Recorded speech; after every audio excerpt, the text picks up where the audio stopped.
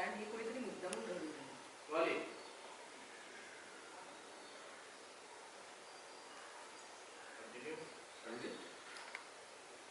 हॉस्पिटलमध्ये पोलीस आले.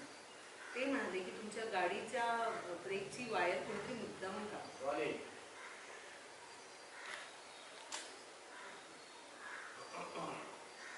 काय मुक्तामन वायर कापली होती, पण असं कोण करेल?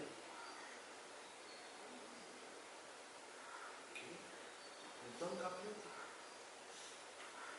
का? पण असं कोण करेल? मलाही हे कळत नाही. मला पोलिसांनी एवढं पण विचारले की तुमचा कोणावर संशय आहे का, तेव्हा मी त्या मनस्थितीतच नव्हते काही सांगायचे.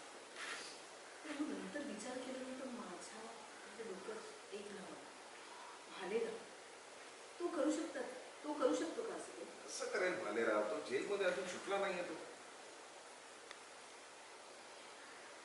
सीमा म्हणाली, पण काही लोक असतात जे जेलमधून सगळ्या गोष्टी व्यवस्थित मॅनेज करू शकतात.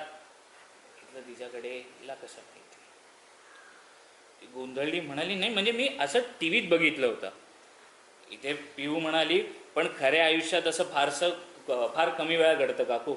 आणि तसंही पोलिसांनी CCTV फुटेज मिळवायचा प्रयत्न करतायत. एकदा ते मिळालं की सगळं कळेलच. तुम्ही उभे राहिला, ज्यांनी कोणी हे केलंय ना,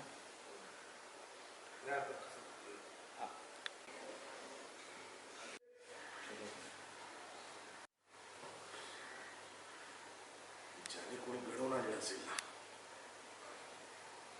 त्याला मी सोडणार नाही. तिचे असे हाल करणार आहे ना मी. तेवढ्यात सीमा समोर आली. ती म्हणाली, कशाला भाऊजी उगाच डोक्याला त्रास करून घेताय? अहो आत्ताच आलात ना तुम्ही, जरा आराम करा ना. बघा तेवढे थकल्यात तुम्ही. दुर्गा पण उभी राहिली, म्हणाली हो हो हो सीमा बरोबर बोलते.